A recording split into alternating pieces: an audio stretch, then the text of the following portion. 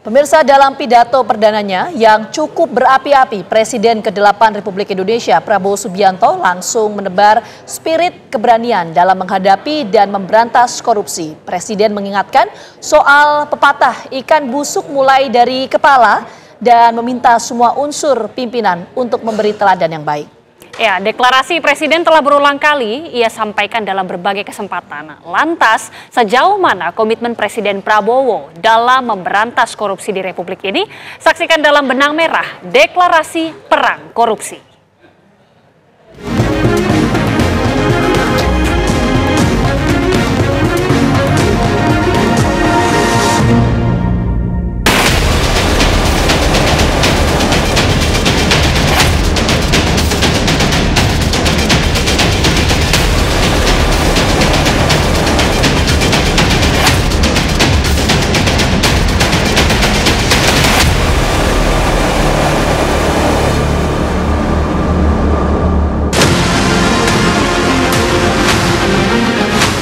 Prabowo Subianto tegas menyuarakan pemberantasan korupsi di pidato perdananya usai resmi dilantik sebagai Presiden Indonesia ke-8 periode 2024-2029. Prabowo menekankan pemberantasan korupsi harus dilakukan hingga ke akar, salah satunya dengan memanfaatkan kemajuan teknologi. Saya sudah katakan kita harus berani menghadapi dan memberantas korupsi dengan perbaikan sistem, dengan penegakan hukum yang tegas, dengan digitalisasi.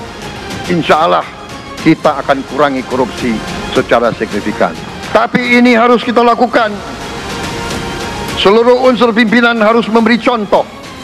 Ingarso sing tulodo. Soal menjadi teladan, Prabowo juga menyampaikan pepatah yang menyebutkan ikan yang kepalanya busuk akan berimbas kebusukan pada tubuhnya. Ada pepatah yang mengatakan kalau ikan menjadi busuk, busuknya mulai dari kepala. Semua pejabat dari semua eselon dan semua tingkatan harus memberi contoh untuk menjalankan kepemimpinan pemerintahan yang sebersih-bersihnya. Apabila pejabat memberi contoh yang baik, maka penegakan hukum akan berjalan adil. Sehingga Prabowo meyakini masyarakat akan terbebas dari kemiskinan. Mulai dengan contoh dari atas dan sesudah itu penegakan hukum yang tegas dan keras. Saudara-saudara sekalian, semua kita percaya dan kita yakin kita akan punya kekuatan untuk bisa menghilangkan kemiskinan dari bumi Indonesia. Dalam kesempatan tersebut, Prabowo juga meminta semua elemen bangsa untuk mawas diri. Kita harus berani mengakui terlalu banyak kebocoran-kebocoran dari anggaran kita, penyimpangan-penyimpangan, kolusi di antara para pejabat politik, pejabat pemerintah di semua tingkatan dengan pengusaha-pengusaha yang nakal, pengusaha-pengusaha yang tidak patriotik. Janganlah kita takut untuk melihat realita ini. Prabowo mengingatkan bahwa fakta tersebut berbahaya bagi generasi penerus. Ia menilai perbaikan besar-besaran harus segera dilakukan, apalagi masih banyak masyarakat yang hidup dalam kemiskinan. Kita masih melihat sebagian saudara-saudara kita yang belum menikmati hasil kemerdekaan. Terlalu banyak saudara-saudara kita yang berada di bawah garis kemiskinan. Terlalu banyak anak-anak kita yang berangkat sekolah tidak makan pagi. Terlalu banyak anak-anak kita yang tidak punya pakaian untuk berangkat sekolah. Saudara-saudara sekalian, kita sebagai pemimpin politik, jangan kita terlalu senang melihat angka-angka statistik yang membuat kita terlalu cepat gembira, terlalu cepat puas, padahal kita belum melihat gambaran sepenuhnya. Kita merasa bangga bahwa kita diterima di kalangan G20.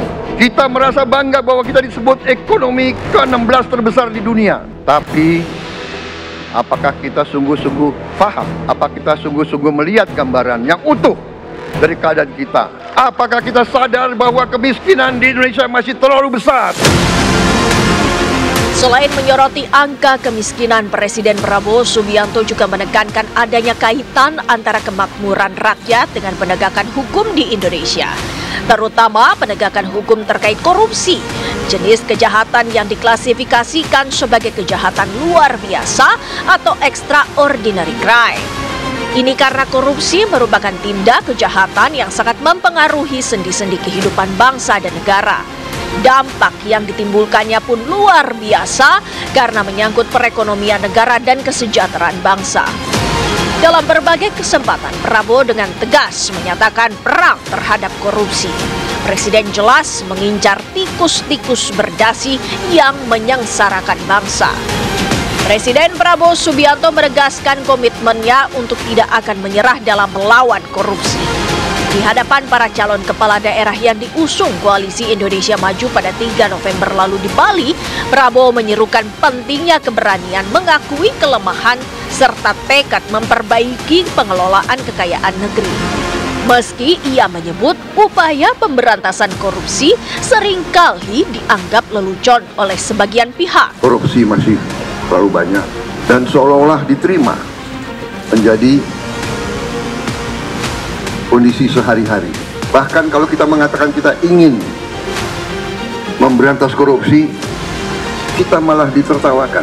Kalau kita ingin memperbaiki, kita bilang kita harus kurangi korupsi ini, malah ada yang mengatakan, sudahlah, tidak mungkin, karena sudah terlalu parah.